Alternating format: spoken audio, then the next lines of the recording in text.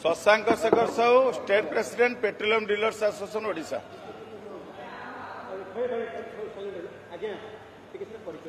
Shashank Shekhar Sahu, state president petroleum dealers association Odisha PDA.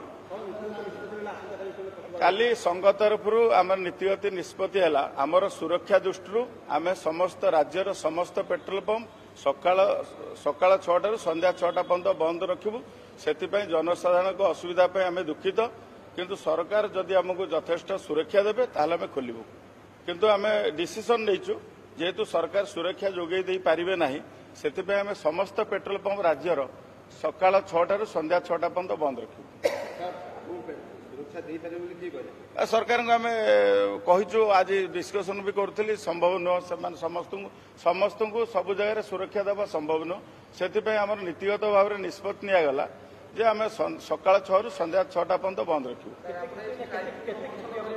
आज्ञा ना strike समर्थन आम करूनु आमर निजर सुरक्षा दृष्टि आम बंद करूँ स्ट्राइक समर्थन आमर कौन आमर निजर सुरक्षा दृष्टि आम बंद कर